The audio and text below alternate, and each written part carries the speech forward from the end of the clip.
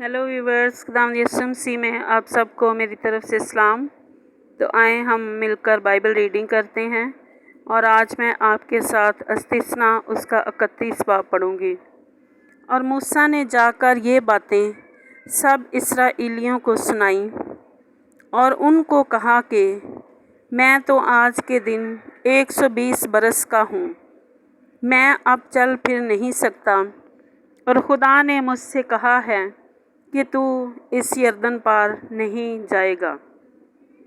सो खुदावंद तेरा खुदा ही तेरे आगे आगे पार जाएगा और वो ही उन कौमों को तेरे आगे से फना करेगा और तू उनका वारिस होगा। और जैसा खुदावंद ने कहा है कि यशवा तेरे आगे आगे पार जाएगा, और खुदावंद उनसे वही करेगा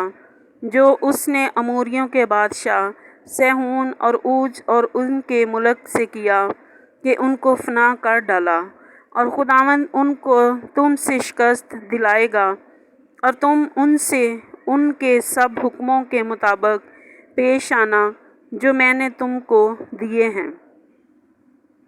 तू मजबूत हो जा और हौसला रख,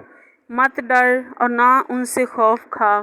क्योंकि खुदावंद तेरा खुदा खुद ही तेरे साथ जाता है। वो तुझसे दस्तबरदार नहीं होगा और ना तुझको छोड़ेगा।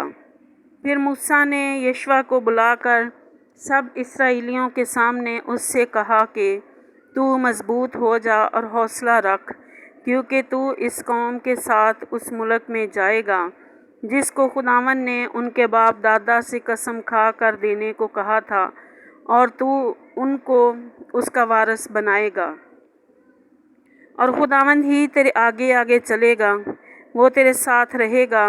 वो तुझसे दस्तबरदार ना होगा और ना तुझे छोड़ेगा। सो तू खौफ ना कर और बेदिल ना हो। और मूसा ने इस शरीयत को लिखकर उसे काहिनों के जो बनी लावी और खुदावंद के रहत के संदूक के उठाने वाले थे और इसराइल के सब बुजुर्गों के सुपुर्द किया। फिर मूसा ने उनको ये हुक्म दिया कि हर 7 बरस के आखिर में छुटकारे के साल के मुअय्यन वक़्त पर तुम ईद क़याम मनाना, जब सब इसराइली खुदावंद तेरे खुदा के हजूर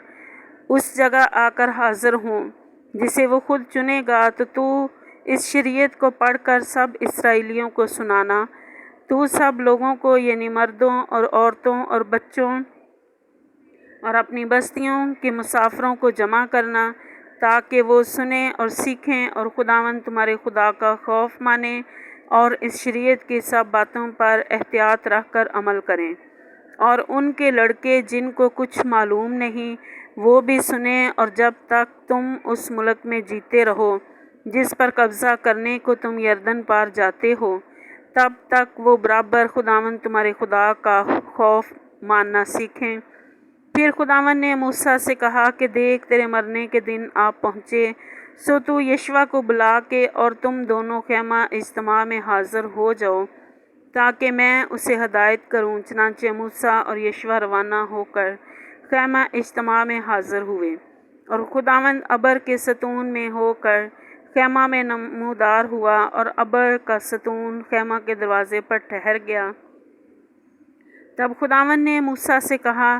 कि देख, तू अपने बाप दादा के साथ सो जाएगा, और ये लोग उठकर उस मुल्क के अजनबी देवताओं की पैरवी में जिनके बीच में वो जाकर रहेंगे जना कर हो जाएंगे और मुझको छोड़ देंगे, और उस अहद को जो मैंने उनके साथ बांधा है तोड़ डालेंगे।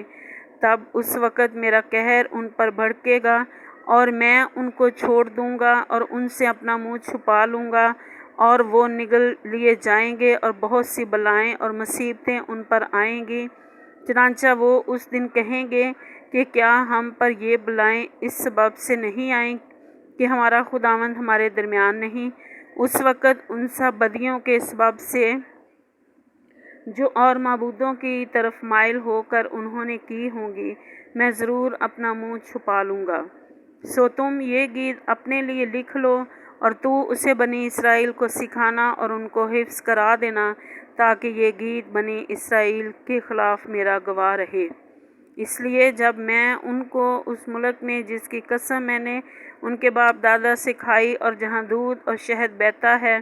پہنچا دوں گا اور وہ خوب کھا کھا کر موٹے ہو جائیں گے، تب وہ اور معبودوں کی طرف پھر جائیں گے اور ان کی عبادت کریں گے اور مجھے حقیر جانیں گے اور میرے عہد کو توڑ ڈالیں گے۔ اور یوں ہوگا کہ جب بہت سی بلائیں اور مصیبتیں ان پر آئیں گی تو یہ گیت گواہ کی طرح ان پر شہادت دے گا، اس لیے کہ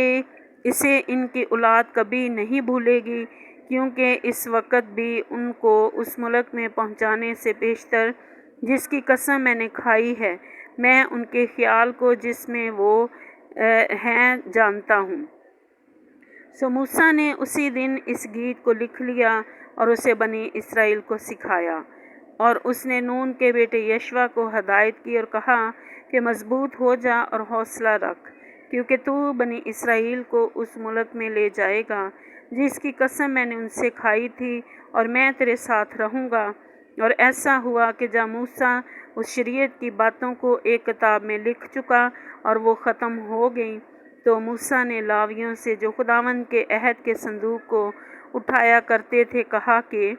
اس شریعت کی کتاب کو لے کر خداوند اپنے خدا کے عہد کے صندوق کے پاس رکھ دو، تاکہ وہ تیرے برخلاف گواہ رہیں، کیونکہ میں تیری بغاوت اور گردن کشی کو جانتا ہوں۔ دیکھو ابھی تو میرے جیتے جی تم خداوند سے بغاوت کرتے رہے ہو، تو میرے مرنے کے بعد کتنا زیادہ نہ کرو گے۔ تم اپنے قبیلوں کے سب بزرگوں اور منصب داروں کو میرے پاس جمع کرو، تاکہ میں یہ باتیں ان کے کانوں میں ڈال دوں اور آسمان اور زمین کو ان کے برخلاف گواہ بناؤں، کیونکہ میں جانتا ہوں کہ میرے مرنے کے بعد تم اپنے آپ کو بگاڑ لو گے اور اس طریقے سے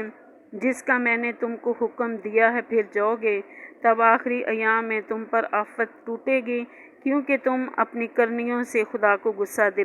دلانے کے لیے وہ کام کرو گے جو اس کی نظر میں برا ہے۔ سو موسیٰ نے اس گیت کی باتیں اسرائیل کی ساری جماعت کو آخر تک کہہ سنائیں۔ پاک کلام کے پڑھے اور سنے جانے پر خداوند آپ سب کو کثرت کی برکت دے، آمین۔